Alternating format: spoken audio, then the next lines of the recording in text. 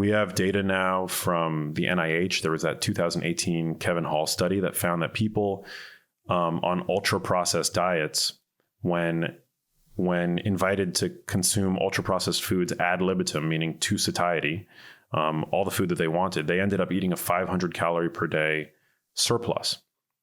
And if you stretch that out over the course of the week, 500 calories a day, that's a pound of fat gain every week. When they took those same people and they gave them minimally processed foods to consume, they ended up coming in at a calorie deficit by about 300 calories. So that's an 800 calorie swing right there, determined purely by what you're eating, not by how much you're eating. So what seems to be the case is that what you eat determines, at least to some degree, to a significant degree, how much you're eating. Hello, and welcome to episode 106 of the Mikhaila Peterson podcast. In this episode, I'm joined by Max Lugavere. I was very happy to have him for the second time on my podcast. He was my guest on the second episode of this podcast when I screwed up the video and it was only audio. The good old days. Max is a health and science journalist and a New York Times best-selling author. He returned to discuss more lifestyle options to promote and prevent degrading brain health. You guys do not want that. This episode will be interesting for anyone who wants to learn about brain health. Everybody should. Eating healthy food, caffeine, and more. And wants someone who's more middle-of-the-road healthy diet. He makes sense to the gluten eaters. Even they can understand this guy. If you're not into going so restrictive on your diet that you only survive off of cows, I get it. I feel that. And that's where Max comes in handy. Everyone who eats the standard American diet should read his books and listen to this guy. Don't forget to subscribe if you like this episode. This episode is brought to you by Super Speciosa. Super Speciosa is a kratom company.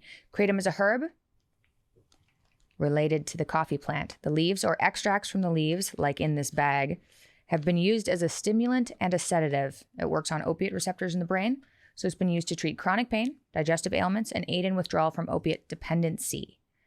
I always advocate for dietary changes to enhance mood before anything else. Diet, exercise, saunas, avoiding inflammatory foods and poison.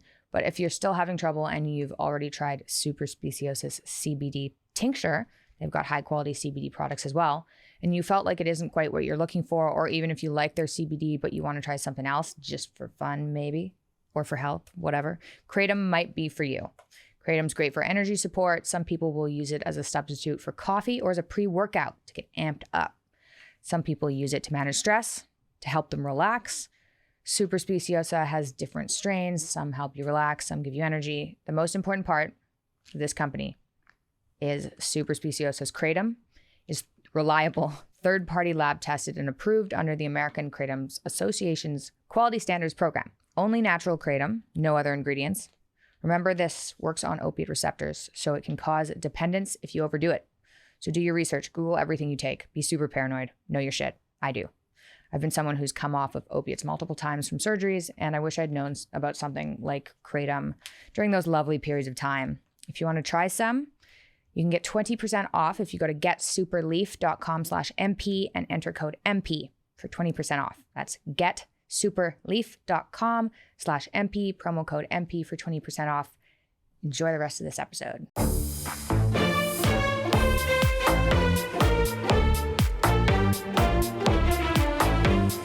Max Lugavere, welcome to my podcast again. It's so good to be back for a second time. What an incredible honor. It's good to see you. Thank you. It's good to see you too. In case anyone hasn't seen the first episode did not have video because I didn't know how to do a podcast. And so it was only audio because the video didn't work. So this time it has video. But if they haven't seen the first one, can you give a brief background about who you are and what it is you do? Yeah, absolutely. And also, thank you for having me on as one of the first episodes. I was one of the premiere episodes of your podcast. So what an incredible privilege that was. So my name is Max Lugavere. I'm a health and science journalist. I started as a generalist. My career began as a producer and journalist for a TV network in the United States that I did for 6 years. But I've always had a penchant for health and nutrition and health science. In college, I spent the first 3 years on a pre-med track, but I pivoted when I realized that I loved storytelling and creativity, and that I had more of an entrepreneurial brain. I think I've always had subclinical ADD in the sense that it was always very hard for me to focus on things that I wasn't very passionate about. And so for that reason, my grades academically, I was just never, an amazing student, the kind of student that would be competitive had I gone the med school route. And ultimately, I think I made the best decision for me and my own personal happiness. So I went into this field as a journalist, and I did that for 6 years. And then when I left that job where I got to work with some of the best in the field, it was then in my personal life that my mother got sick, and she developed what would ultimately be diagnosed as a rare form of dementia, a form of dementia called Lewy body dementia, which is akin to having Parkinson's disease and Alzheimer's disease at the same time. And as I mentioned, I'd always been passionate about health and nutrition. So when this happened in my personal life, I decided to step in and go with my mom to all the doctor's appointments. And ultimately, we ended up in Cleveland, Ohio, where she was prescribed drugs for both Alzheimer's disease and Parkinson's disease for the first time. And what I experienced in every doctor's office, from the local clinic just across the street from my mom's house in New York to the Cleveland Clinic, which is one of the most storied academic medical institutions that the United States has, I experienced what I've come to call diagnose and adios. Very little is in the way of diet and lifestyle is talked about. A physician basically runs a battery of esoteric tests where they write down a few prescriptions on a pad, none of which being any kind of dietary or lifestyle intervention, and they send you on your way. And that stoked a curiosity in me to use the tools that I had acquired, the skills that I'd acquired as an investigator, to try to look into the medical literature to see if there was anything that could be done from a more holistic standpoint to help my mom. And in tandem with that, what could be done to prevent cognitive decline from being something that I ever have to contend with, because I'm somebody who values my brain, my creative output, my intellectual output.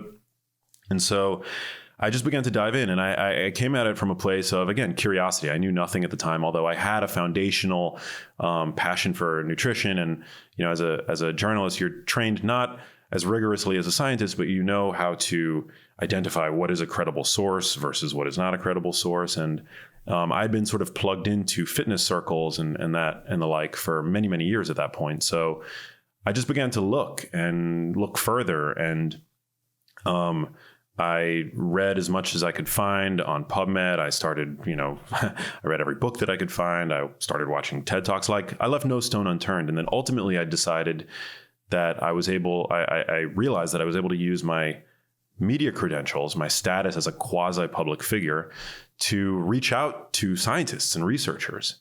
And this is before podcasting really was a thing. So I didn't have a podcast at this point. I was just somebody who had a blue check mark on Twitter. And I began reaching out to people who were really sort of ushering in, that I would see as the, first and last authors in the primary literature that I was reading, that were really ushering in this notion of dementia as a potentially preventable condition. And I wanted to interview them. So I began to interview them for a few projects that I was developing, one of which being a documentary on dementia prevention, which I'm still actually working on.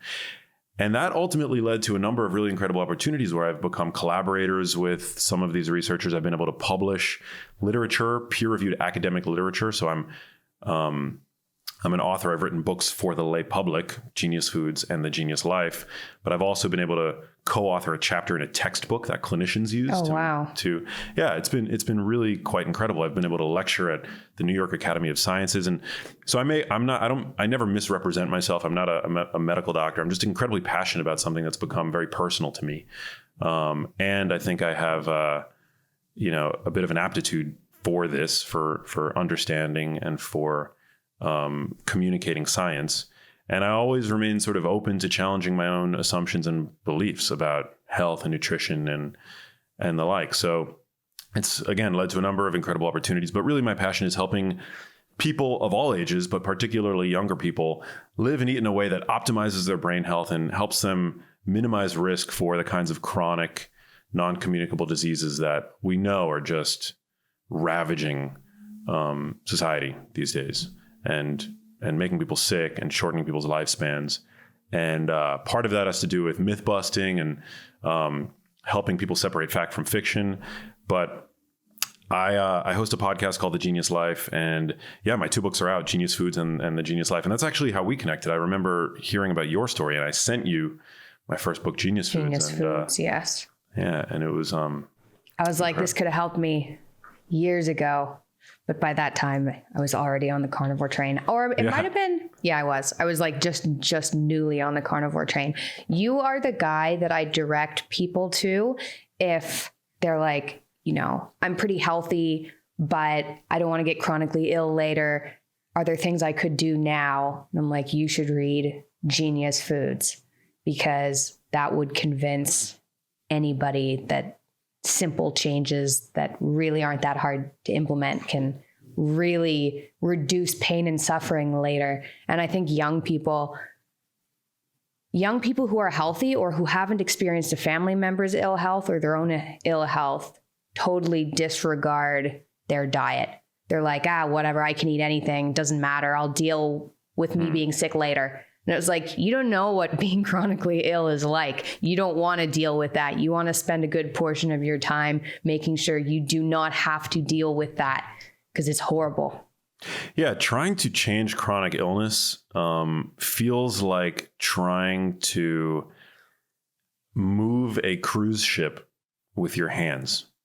Trying to change the direction of a cruise ship by pushing it with your hands. That's what it feels like, because by the time you've already shown symptoms, the disease has set in. Like, its claws are already well embedded. And I saw this with my mother. I mean, my mom had a form of dementia that is tragically understudied, but that's because it's rare, of course. But if you take Alzheimer's disease, which is the most common form of dementia, that begins in the brain 30 to 40 years before the first symptom.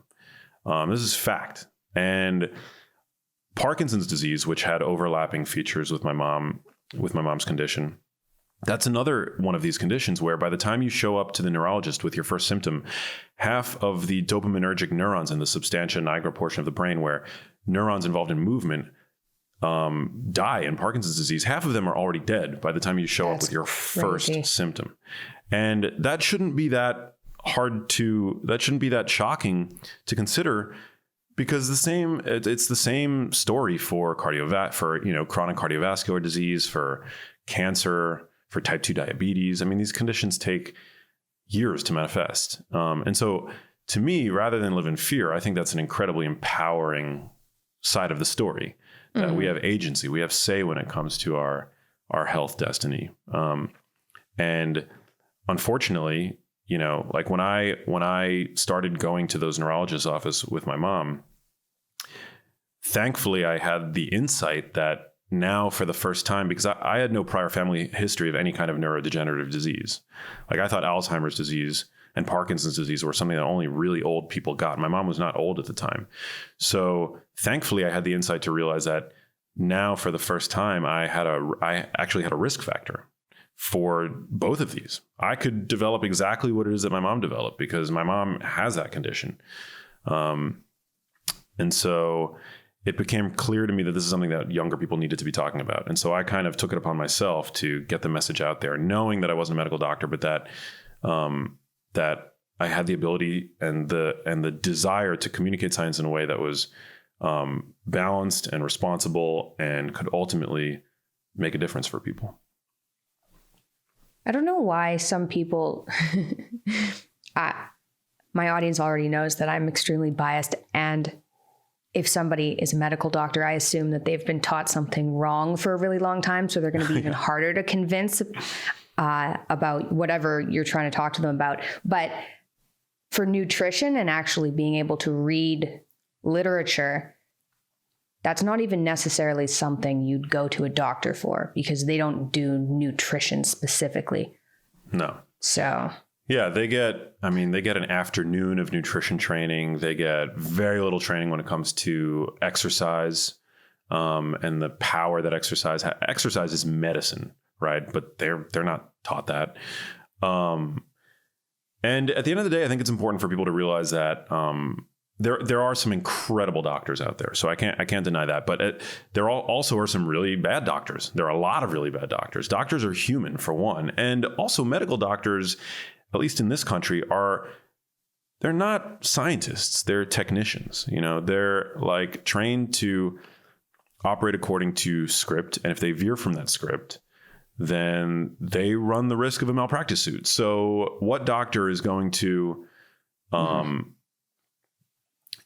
veer too far from the orthodox path with their patient? It's not really going to happen. So you kind of have to take matters into your own hands to some degree. And that's not to say that me and my mother didn't go to doctors looking for answers. We did. I mean, we wished, often that there would be that there would actually be a viable pharmaceutical agent that could provide relief for my mom, and there wasn't. My mother actually, she passed a little over 2 years ago, and she had struggled from dementia for 7-8 years, but she was diagnosed with pancreatic cancer Labor Day 2018, and so it was just, it was awful. But what I experienced with her, with oncologists, was the same thing that I had experienced with her with a neurologist. It was like complete deja vu. They weren't able to offer her anything. I'm not faulting mainstream medicine for that. We certainly went there as opposed to some of these more alternative, options, which, there's no evidence for these alternatives, treatments. But yeah, it's just like, to me, I think prevention is so crucially important. We don't know everything at this point, but I think we know enough where we don't have to sit idly on our hands. I agree. So before we delve into some of the things people can easily implement that could potentially save them from years of suffering down the road, I wanted to ask you, because I've had my own share of family health troubles. How did you manage to stay sane during the stress of dealing with somebody chronically ill? Oh man, such a good question. I love that you asked this question, because, especially when you have somebody who is a loved one who's on hospice, you want to spend every moment with that person. But for me, I knew that if I didn't carve out time in my day every day for self-care, that I wouldn't have made it to the other side. And so that's where, to me, exercise was my savior especially during those final 3 months of my mom's life. I made an effort to get to the gym every single day. And my life at that point had been incredibly stressful. I mean, there was obviously what my mother was going through, but there was infighting in my family, about her treatment. And it was just it was so stressful. But every day I went to the gym, and then I took time out and I was saunaing, I was hitting the sauna almost every day, cold plunge almost every day. I mean, there's such a bounty of evidence now showing us that exercise is a tonic for mental health. And so, and I experienced that firsthand, whether it was anxiety or depression, which is something that we all experience, right? There's such a robust, but there's meta-analyses now coming out that are showing us that whether it's whether it's more aerobic style training or resistance training, both are super effective in treating even clinical cases of severe depression and anxiety. So that was a major outlet for me, just getting to the gym. I mean, it feels so good. You get that endorphin rush. It helps balance neurotransmitters, hormones.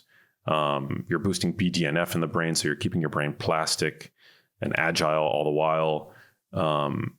There's so many mechanisms by which exercise fortifies your mental health. So that was a big one for me. Eating healthy, I think, is a huge part of it as well. We know now, thanks to this growing field that's being called nutritional psychiatry, that food has a powerful say in terms of mood.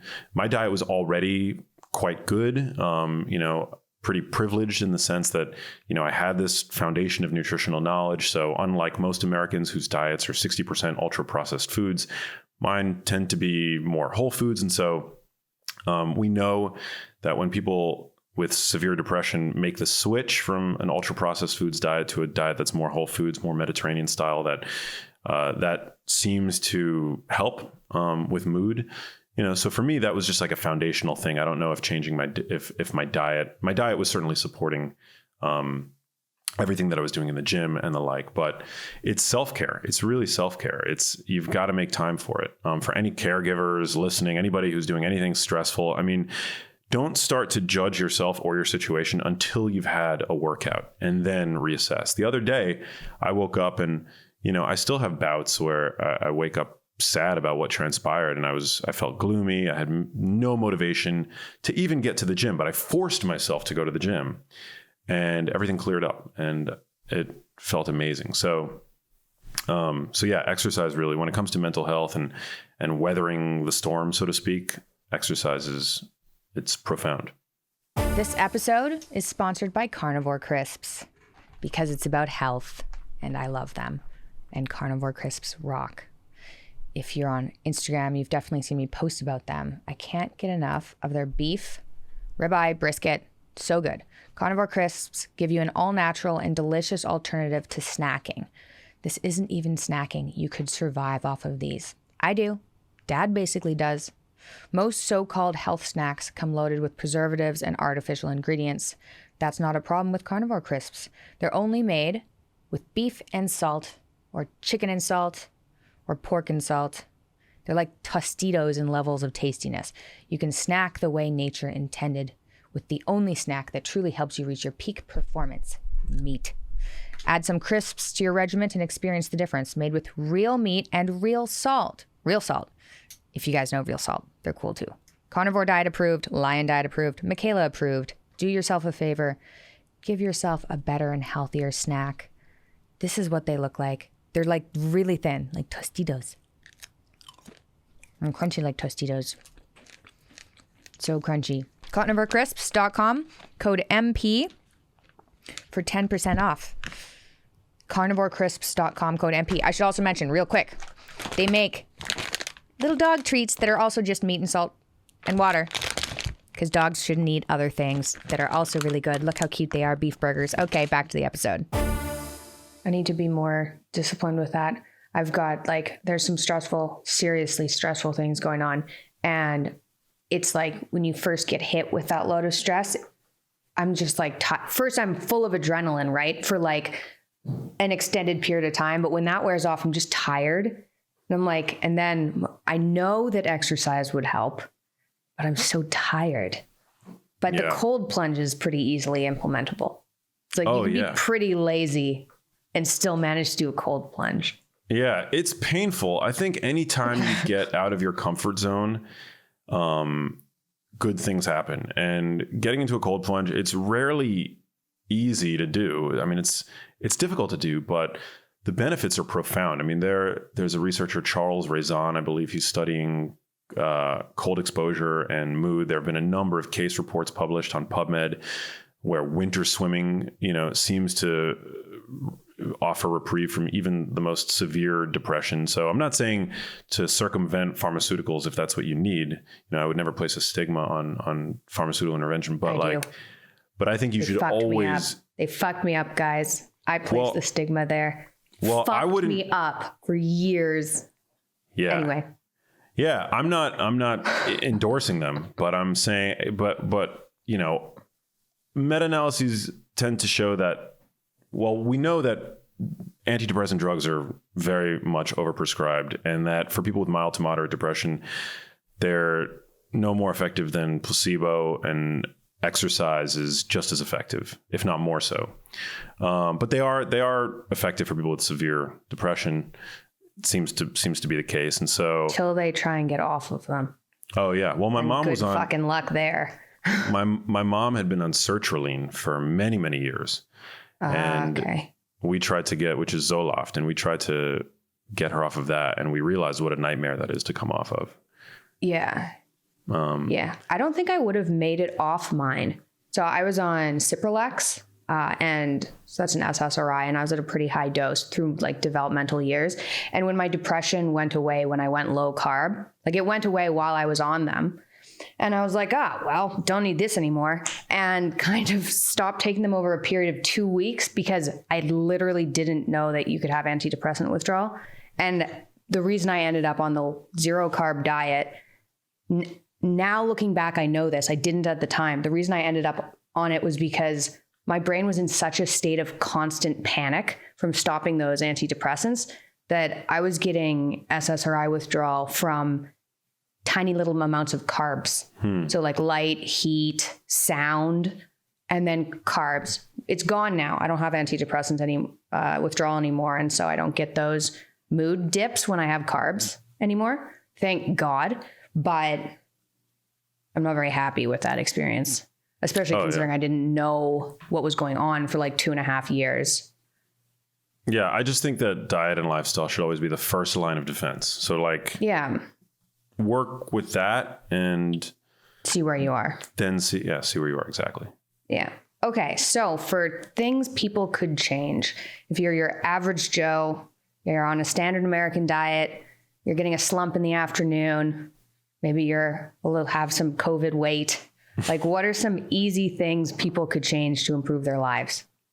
Well, one of the things that I've done recently, or that I do regularly, that I think really helps me, is I take hiatuses from caffeine. Are you a coffee drinker? No, I couldn't drink coffee either. I can drink tea now, so I'm pretty proud of that. I just discovered milk oolong. Have you had milk oolong tea? Oh, I heard you post. I saw you post about that, and I Googled it. It's amazing. So it doesn't have any milk. It's like fermented oolong tea, and it tastes like milk. And I haven't had milk since 2015, and it is so good. I can't picture like a tea that tastes like milk. I'm gonna have to pick up. It's so good. I think if you have had milk, maybe it doesn't taste as much like milk as I think it tastes like milk. But anyway, milk oolong, it's great. People should try it. Anyway, caffeine. Well, I know that this is going to be a polar. Yeah, the caffeine abstention is going to be, is going to make some people hate me. But I love coffee and I love caffeine, but I find that it definitely messes me up. And it's, I was in denial for a long time about it, but I drink it typically first thing in the morning, and I always, I either, if I consume too much, I experience that wired and tired sort of burnout feeling, or I feel like I've been hit by a train later in the afternoon. And so I've, at this point now I've done this a number of times where I'll take a 1 to 2 to 3 or month long hiatus from caffeine. And I feel incredible. Like when I do it, it makes me almost not want to go back to drinking caffeine, but I do happen to love the taste of coffee. But whenever I take these breaks from caffeine, I think it's, because here's what happens when you become dependent on caffeine. Caffeine is an ergogenic compound. So it's a performance booster. It boosts mental acuity. It boosts physical performance in the gym. We know that when you have an acute dose of caffeine. However, I think when people are dependent on it, the boost that they're getting isn't a boost from their baseline performance. It's merely treating their withdrawal from caffeine. And so you need to continue to dose yourself with caffeine to have even your baseline level of performance. Whereas, when I find that when I take time off of it, I go back to having my baseline level of performance as my actual baseline.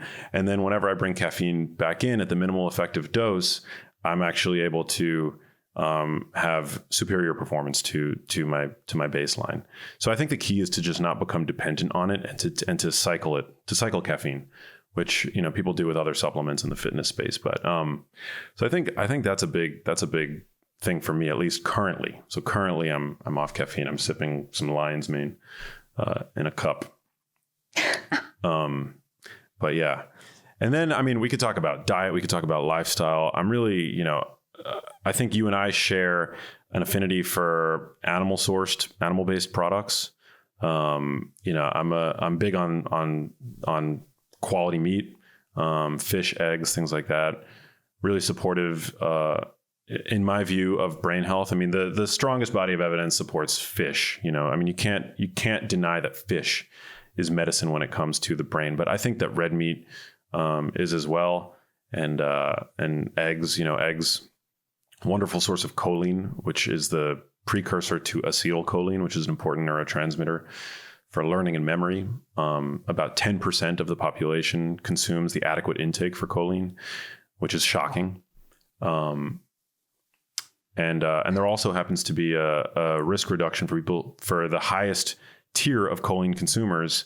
I believe it's about a 30% risk reduction for dementia. So observational correlation, but I think choline is a pretty important nutrient among many that you find in animal foods. Okay. Yeah. So we talked, I think last time we talked a little bit about diet, and I do want to touch on that, but for Genius Life, can you tell me some of the things that are important in that book? Yeah. And I want to cover makeup too. Oh, no. I saw some post about, well, I wear makeup and I'm like, fuck it. I don't get autoimmune symptoms from makeup, and anything that doesn't give me autoimmune symptoms I'm like, I'll do it. But I've heard you talk about a whole bunch of poisonous chemicals in makeup. Yeah. I don't know if I'll be able to list them at this point, but basically the point that I was trying to drive home in the Genius Life and with cosmetics and bathroom products and the like is that we're exposed to any number of industrial chemicals on a daily basis, and we don't yet have the kind of long-term data to know whether or not these compounds are safe. Every once in a while, there will be a big lawsuit like what happened recently with Johnson & Johnson and their talc powder, which had been contaminated with asbestos. Oh my God. I didn't know about this. Was it asbestos or arsenic? It was one of these, Jesus, don't quote me on that. Would be terrible. Arsenic's pretty bad too. Yeah, it was basically one of those. It's very easily Googleable, but women, and men, boys, put this stuff on their genitals, and women were developing rare vaginal cancers, at dramatically increased risk when they had been using this product chronically. Asbestos and ovarian cancer. Did you Google it? Yeah. It's asbestos. Holy shit. Isn't that for babies? Oh my God. I didn't know this. It's terrifying. So, I like to abide by the precautionary principle, which stipulates that the less time a product or a supplement or a medicine or an industrial compound has been, in the sort of human, like in our sort of ecosystem, the greater burden of proof it should bear before we deem it as safe. And oftentimes that burden is placed on consumers, really. It's not placed on manufacturers. And so a lot of these compounds, for one, they exhibit endocrine disrupting potential. And there's this big debate. So your endocrine system they're your hormones. You have leptin, ghrelin, insulin, growth hormone, your sex hormones like estrogen, testosterone. Primarily, these endocrine disrupting compounds are thought to disrupt sex hormones and thyroid hormone. And the problem is that toxins typically, when we think about toxins, follow a linear, the greater the dose, the greater the risk of toxicity, the greater the danger posed by any chemical, really. The dose makes the poison. What we call that is a monotonic dose response. It's like a linear dose response, increasing dose, increasing toxicity. The problem with endocrine disrupting chemicals is that they follow what's called a non-monotonic dose response. So it's more like a U-shaped curve. They can have one effect at a high dose, but they can have a completely different effect at a very low dose. And we don't know how to study all of the different chemicals that are suspected to have this ability to disrupt our hormones. So what that means is that, they might test one of these compounds at a certain dose and find the dose at which point it becomes toxic. And then below that, they say, oh, well, it's safe. But the point is that at a low dose, they can have a completely different and still harmful effect. The Endocrine Disruption Exchange, which was a nonprofit doing great work, and I think they've shuttered, but they've identified about 1,400 compounds that humans are exposed to routinely that have the potential for endocrine disruption. And endocrine disruption is like, the potential consequences of disrupting your hormones can be anything from, unwarranted fat gain to low libido to improper cognitive development, improper brain development. Thyroid hormone, for example, is important for the development of our brains as we're growing up. And so that's where I think it's important to be really weary of, industrial compounds. And that's not to say that natural products are necessarily safer, but I think that, I don't necessarily trust compounds as readily when they're synthetic and we're told to just slather them on. Also, many of these products like cosmetics, which you brought up, they're not, we don't ingest them. So they're not tested for that, but they still are able to enter circulation, whether it's through hand to mouth behavior. We touch our face and then we touch our mouths. They're able to get into our skin. We know that BPA, for example, is able to get in through our skin and enter circulation. Even certain types of dental floss, like dental tape, for example. Dental tape is made of substances that are used to make Teflon or nonstick pans. And and we know it's not that ideal. Yeah, definitely not ideal. These are powerful endocrine disruptors. There was a whole movie with Mark Ruffalo called Dark Waters, all about this, how, these compounds are carcinogenic. They're called perfluorinated alkylated substances, or PFAS for short, and dental tape is made using those kinds of substances. And so you want to avoid those and use dental floss instead. But yeah, there's so many, and I think it's not worth, going crazy over, because you're not going to be able to completely eliminate your exposure to these kinds of things. But, in my view, I think it's just important to become aware of, these kinds of things. And, and then from that point, with that information, I think what it tends to do is it tends to lead to either not necessarily using these products, for example, like fragrance products. We're told, thanks to marketing, right, that like humans should smell a certain way, and that all bad odors are like, something that we want to put a chemical Band-Aid over. But fragrances are among the most notorious. They're made using phthalates.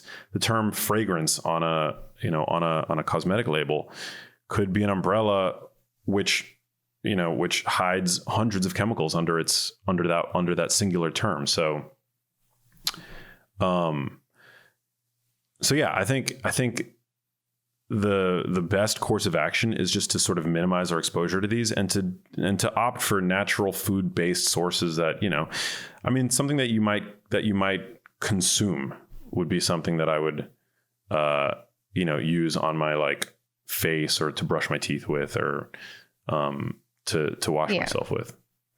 Lanolin is really good if you need a lip gloss. It also works as a moisturizer. Lanolin is great. I use beef tallow. I have a beef from Belcampo. I have a beef tallow. Oh, do they have lip balm? Yeah. Okay. I've tried one of those. I prefer lanolin just because I just find it's extremely effective. I used to use, before I got all health conscious, I used to use Vaseline, and I switched over to lanolin. But I was traveling, speaking of fragrances, I was traveling this summer, and I was in Croatia, and I got into this house, and I've have things set up so well in my own home that I forget how many things can go wrong when you travel. But I got in there and there was this something scented, and it was so strong that I was like, this is nauseating. I don't know how someone can be in here. So I had to search around. They had this weird container full of this oil with these sticks coming out of it, and they were just everywhere. So I put them all in the laundry, closed the laundry. But then it was the sheets were covered in whatever soap they were using was scented. So the sheets had this film of scented soap on them. And I was like, wow. Does anyone like this? There's so many things. Now I'm not going to be able to sleep. I have to sleep with a towel on my pillow because my head is going to smell like this stupid pillow. I was like, how do people survive using scented laundry detergent? Yeah. How do you live like that? Yeah. I mean, everything that I buy in my house is like, it's, scented with like essential oils and things like that. And I know it sounds really woo woo. And I know that there are going to be people in the audience who are like, oh, nature fallacy, like natural doesn't necessarily mean that it's safe. But there are just too many examples throughout history where industry has foisted a compound onto the public, only later to have seen the unintended consequences unfurl. So, we talked about asbestos and talc, asbestos in our building, materials, lead in paint, for example, lead in paint. They thought, it helps speed up the drying of paint. What they didn't account for was the fact that paint over time sloughs off, becomes dust particles in our homes. We breathe it in, we touch it, it ends up in our circulating systemically. The same thing with BPA.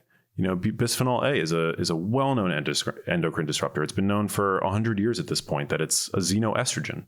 It's like a synthetic form of estrogen, and many of our plastic products are made of it, but it's not inert. It's able to migrate out in the form of dust, leach out into our food when we, use BPA containers that are made using BPA, and we store fatty, acidic, salty foods in it. It comes off on our cash registers, cash register receipts, and that ends up in our mouths, due to the hand to mouth behavior, and also through the skin. So there are all these, there are too many examples throughout history. And when I look at like my mom's life, she wasn't skeptical at all. I mean, she was very health conscious, but she listened to the messages that were sent to her via marketing, the traditional marketing channels. And so her home, she used all the cosmetics, and her home was cleaned using just the standard cleaning products that were fragranced up the wazoo. And so I just think it's important to be, a little bit more skeptical, and to have your own sort of, to have your own back when it comes to minimizing exposure to these kinds of compounds, because corporations don't. We know that. Yeah, I would say be extremely skeptical. I'm so skeptical, it's unbelievable, but I haven't been wrong about a lot of the things I'm skeptical about. And a lot of people who tell you they know what they're talking about too, or like, oh, this is fine. They don't know what they're talking about. And you touched on this earlier. You're like, the newer the chemical or the newer the drug, it doesn't mean better. I had a couple of people on to talk about pharmaceuticals, specifically psychiatric medications. And it was like, they'll come out with a new one and they'll say, this is the best one. That one has the least amount of data, right? Yeah. So, yeah. Yeah, well, a wonderful and topical example is the recent Alzheimer's drug aducanumab, released by Biogen and fast-tracked for approval from the FDA, right? That drug, there hasn't been a new Alzheimer's drug to hit the market in 15 years. And Alzheimer's drug trials have a notoriously abysmal success rate. Their failure rate is 99.6%. So 99.6% of Alzheimer's drug trials fail. But this aducanumab drug was fast-tracked, and obviously a lot of people are very hopeful because there are very few effective pharmaceutical treatment modalities for Alzheimer's disease. But it's been controversial because the drug has been shown to reduce levels of amyloid beta in the brain, which is the plaque most closely associated with Alzheimer's disease. Alzheimer's disease is characterized in part by this aggregation of amyloid, the amyloid beta plaque, as well as misfolded tau protein in the brain. And the drug has been shown to be successful in reducing plaque burden in the brain, but it hasn't been shown to move the needle on the most obvious and clinically relevant endpoint, which is cognitive function. So the drug hasn't been shown to actually help the cognition or extend life in people with Alzheimer's disease. It just reduces this plaque in the brain, which who's to say that is even causal when it comes to Alzheimer's disease? I mean, the amyloid hypothesis is still a hypothesis. And so, I think you just have to be a skeptic, it's important not to be cynical about these kinds of things, but I think skepticism is something that we don't have enough of. And I think that falls in line with our just overall lack of scientific literacy in this country. We all need to learn, I think, more about how to think like a scientist. I'm not formally trained, but my experience with my mom, my passion to help others, my curiosity and my desire for knowledge has led me down a path where, being skeptical is crucially important. I'm constantly even questioning my own beliefs about, and assertions that I've made about diet and lifestyle and the like. Agreed. Yeah. So important. It is important. Okay. How important is it to eat organic food? Does it really matter? Oh, man. I eat organic when I'm eating the skin or the rind or the whole fruit or vegetable. I don't think it's important to buy organic when it comes to something that, has a rind or a peel. Like I would never buy an organic banana or avocado. I think it's important that people know that there's very little nutritional difference when comparing organic versus conventional. And, ultimately, if you want to eat fruits and vegetables and conventional is the only form that is available to you, whether, because of access or because of, finances, I think conventional is fine. There's very little when it comes to there's very little difference when it comes to essential nutrients, but, organic does have, very low risk of ingesting synthetic pesticides when consuming organic. They do use herbicides and pesticides in organic, but they're organic approved, and some of them include, copper, for example, which is an essential mineral. Vitamin D is an example of another organic approved pesticide. So, anti sort of organic zealots will say, well, organic still contain pesticides, but you're not getting the synthetic pesticides is, I think, the point. Also, there's lower risk of exposure to certain heavy metals like cadmium in organic produce. And you're also getting higher levels of plant defense compounds like polyphenols, which are going to be higher in organic produce. Because these are compounds that plants naturally will generate to ward off predation.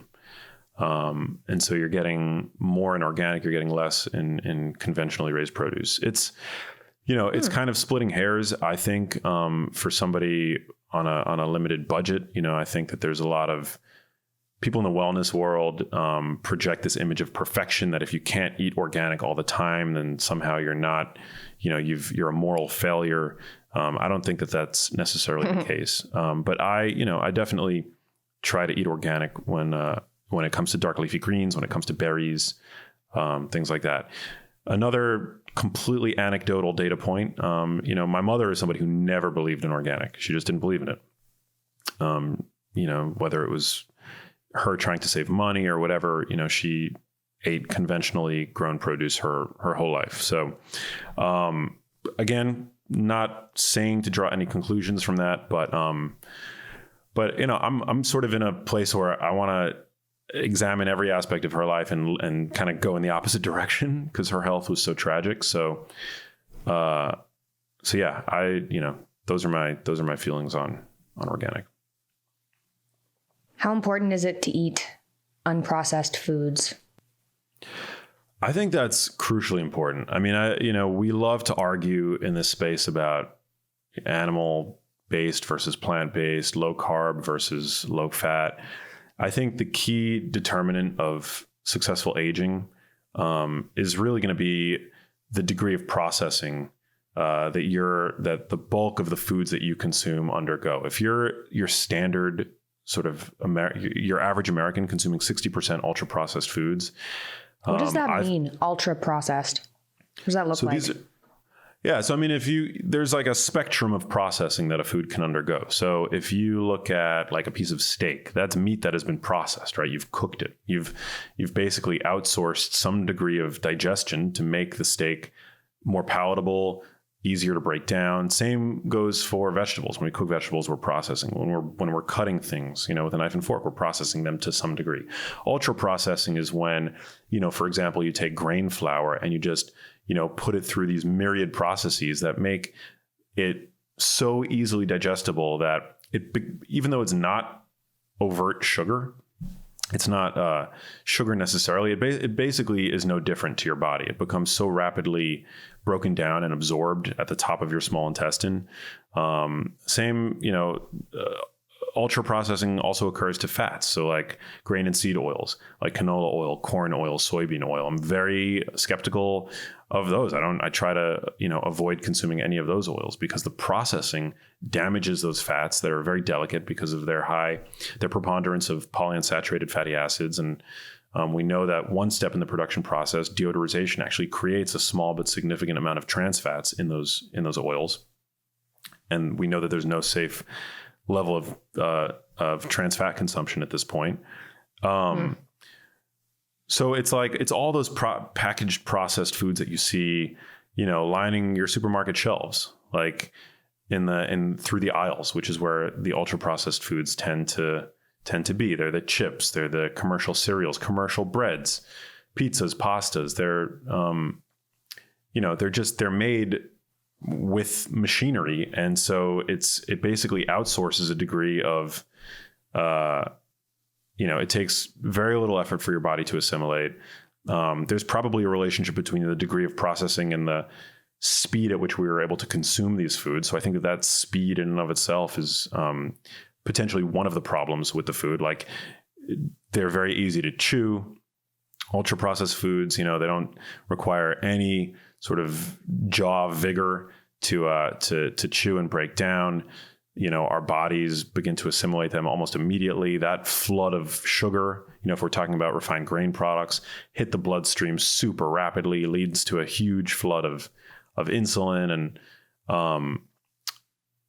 I did an interview with former FDA Commissioner David Kessler, who thinks that, he basically echoed this, that ultra processing is like one of the, biggest problems with the modern food supply. Also, you absorb 100% of the calories of an ultra processed food, whereas a minimally processed food, like, say you're consuming a handful of nuts or, some like, barely ripe vegetable or fruit or, even meat products, like, you're losing a percentage of these calories. Nuts, for example, about 30% of the calories of whole nuts just pass through you, because you're chewing them yourself, but you're not necessarily able to break them down as fully as, if you were to be consuming nuts in the form of nut butter, which is like, a very processed form of nuts.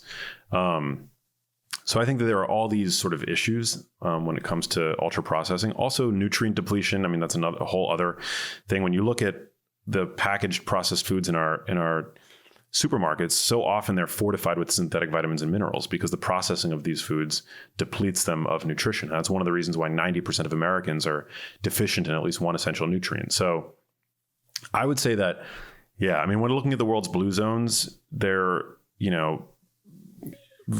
people like Walter Longo, David Sinclair, they love to, they love to cherry pick the fact that they eat sort of, lower protein diets, but there are all these variables that are different. But when it comes to diet, I would say the key, the biggest difference is that they're eating foods that are minimally processed, save for the processing that they do themselves when they cook their food.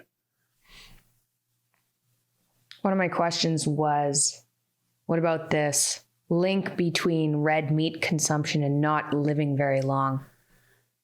Yeah, so I'm a huge fan of red meat. I do definitely, I try to sort of, I think I'm situated sort of in the middle where I see the value of red meat and I eat it all the time. But I also think that there is merit to the notion that excessively fatty meat should be moderated. And my reasoning for that is that, if you look at wild game is all there. It's incredibly lean. If you take a cow and you compare, especially a grain finished cow, and you compare its constituent fat to the fat of wild game, it's way, way fattier. I think grass finished beef is way healthier, in part because we know that it's actually leaner. I mean, a cow that's eating its biologically appropriate diet is going to be leaner. And some people have genes that cause them to have an over response when it comes to their lipid profile to diets that are excessively high in saturated fat. So while I'm a huge fan of red meat, I personally, and I do eat fatty meat all the time. I love a good ribeye. I love, barbecue ribs and stuff like that. But I do try, for the most part, to reach for leaner cuts of red meat. Now, do I think that there's like when all that is said and done, there's anything inherently unhealthy about red meat? No, I think it's actually quite healthy. I think it's a superfood. In fact, I call it a genius food. It's packed with nutrients that we know are important for the brain and body, nutrients of concern. So, I mean, like we talked about choline earlier and how 10% of the population consume the adequate intake for choline. Beef is, an amazing source. It's a great source of vitamin B12. It's a great source of iron. It's a great source of zinc. You get tiny amounts of omega-3s, but I think that that's worth something. You also get creatine, which, I would call creatine a conditionally essential nutrient, because we know that people who are on diets that lack exogenous creatine, when supplemented, they see an improvement in their cognitive function. So yeah, beef, I think, is a superfood when it comes to the brain. But, we also have to be cognizant of the fact that the brain is fed blood and, which contain nutrients and oxygen by a network of microvessels that are incredibly delicate and tiny, and that if you were to take out of your head and stack end to end would stretch 400 miles long, and that vasculature needs to be protected. And so that's where sort of cardiovascular health and the science on, lipids and stuff is very fascinating to me. And I think also quite important. And so for example, like there's some thinking and evidence that people that are genetically at risk for Alzheimer's disease, carriers of the ApoE4 allele, for example, have a sort of an exaggerated response when it comes to their LDL cholesterol when they consume excess saturated fat. What saturated fat does is it reduces the amount of LDL receptors on the surface of the liver.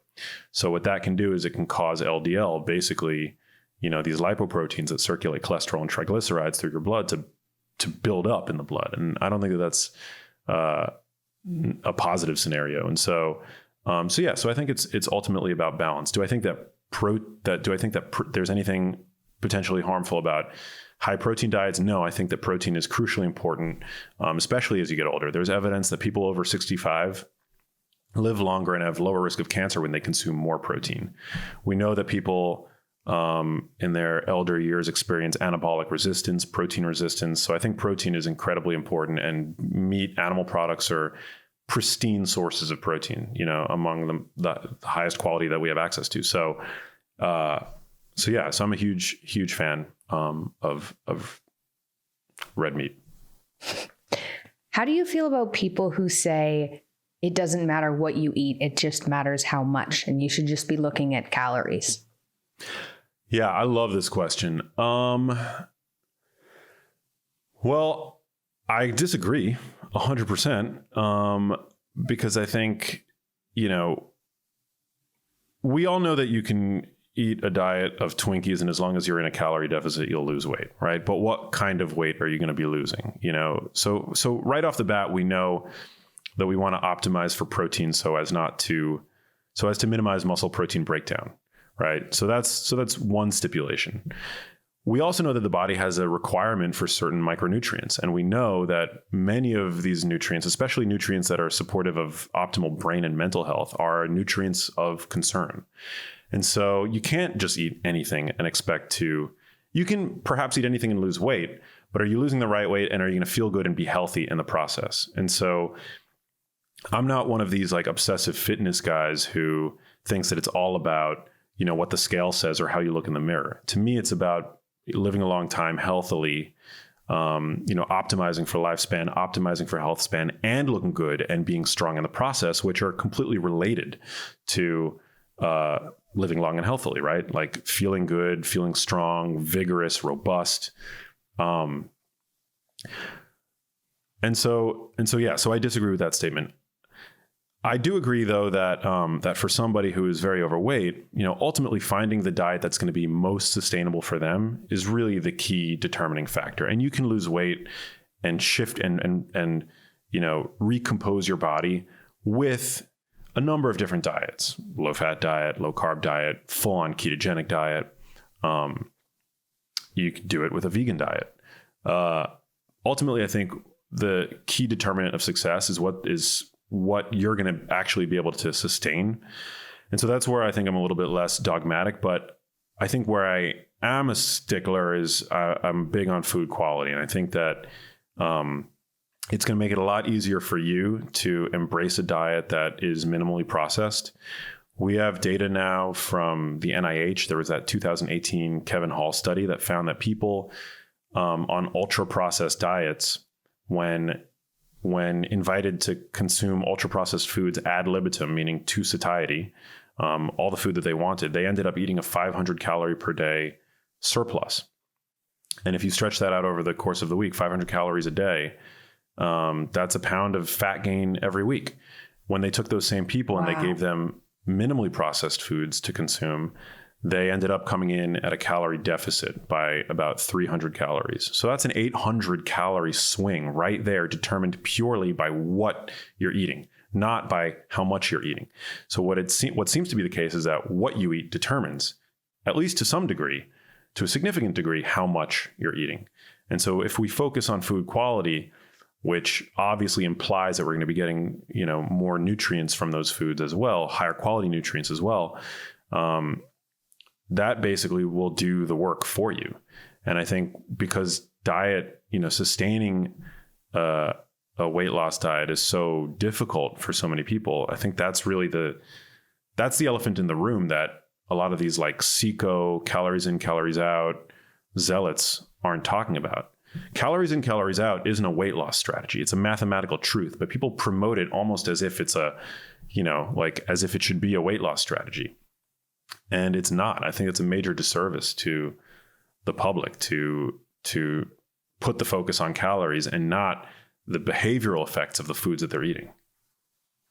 So basically, if you're eating unprocessed foods or less processed foods, you're less likely to overeat. Absolutely. Yeah. That's what that Kevin Hall study has shown. So it's just easier. Yeah. Yeah. Yeah. So you don't have to count the calories. You can just eat until you're full, and you're full faster with less processed foods. Look, so calorie counting works for some people, right? I mean, there are obsessive people in the fitness space. There are people who have never in their life audited what it is that they're eating. And so I think, there is utility to calorie count, but I think when it comes to, again, sustainability, do you want to be tethered to your food scale? I don't think so. And, many of my followers at this point, like the sort of anecdotal data that I've seen from my following and having my work been out for now a number of years, people are able to achieve and maintain great, body composition almost effortlessly when just thinking about the quality of their food. And then they get all those other benefits. We talked about nutritional psychiatry. We talked about some of the nutrients that the brain needs to thrive. You're also you're checking off all those boxes at the same time. So that's why, food quality is crucially important. And, going back to that study, your average American is in an ad libitum ultra processed feeding environment. Like your average American is eating 60% of their calories from ultra processed foods because they're always around. That's just like that's the double-edged sword of the industrialization of our food supply. And that's why we see the obesity statistics that we're now seeing. 2/3 of adults are either overweight or obese. By the year 2050, 1 in 2 adults, like half of the population, is going to be obese, not just overweight, but obese. So it's shocking, but I think again, that's really bad.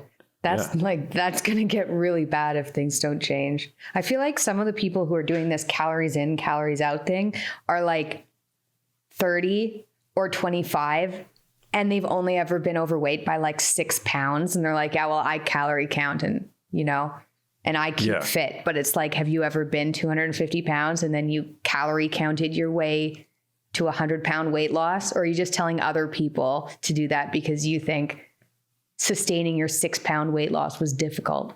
Yeah. Also, many of them probably borderline orthorexic, and even if they're not that, they come from the fitness world where, many of them are or have been bodybuilders. And I'm not saying, again, that calorie counting and tracking vigorously has no place. Like, right now I have a body composition that I'm happy with. I'm about 14% body fat. And I know that if I wanted to start to see veins in my abs, I would have to start tracking. If I want to get down to that, if I wanted to dial in my diet that rigorously and if my body composition goals were that extreme, which are extreme, then yeah, of course I would have to track. But I don't think that one should have to track to attain a body composition that is healthy for them. And healthy is it's a spectrum. Like, you don't have to have 8 or 9% or 10% body fat to be healthy. You can, you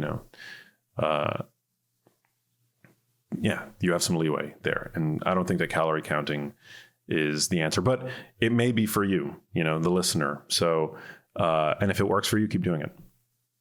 Yes, that is true. If you found something that works, keep doing it. But if you're hitting yourself over the head with a bat, trying the same thing and it hasn't worked for you, then maybe start doing some research and looking around at other options. Yeah, if you're trying to moderate your consumption of ultra processed foods, you should know that those foods are not designed to be consumed in moderation.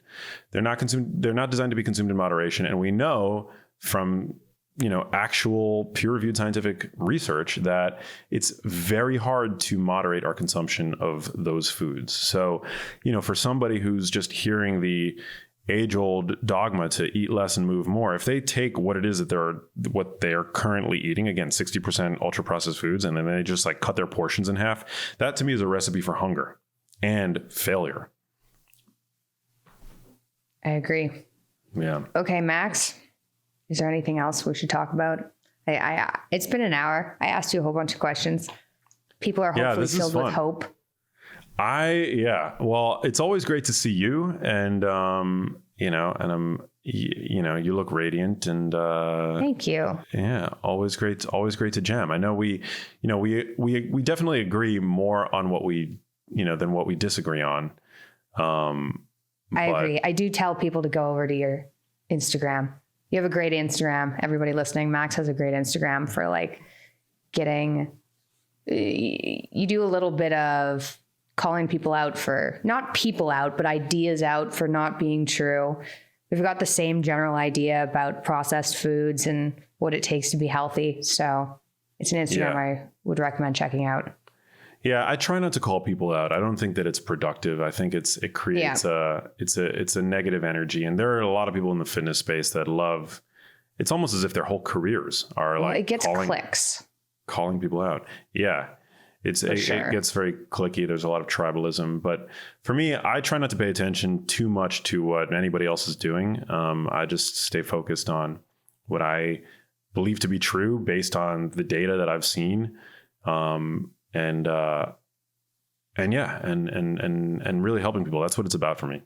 Cause I didn't get started in this to sell books, even though I'm very grateful that my books sell. I didn't, get started in it to have a successful podcast, even though I'm very grateful that people actually listen to my show. It really started for me, with a very sick loved one, and my desire to not see what happened to her happen to others that I care about. So, I think people get that it comes from an authentic place, and I'm always listening to people when people have feedback. I love getting feedback from others, and I like to keep the conversation constructive. Cool. Where can people find you if they don't follow you already? Instagram at Max Lugavere. They can pick up my book, Genius Foods, or The Genius Life, and they can come over and subscribe to my podcast, which is called The Genius Life. And hope to get you on it soon. So we got to schedule that. We should schedule that. Yes. Thank you very much for coming on. That was fun. Likewise. Thanks for having me.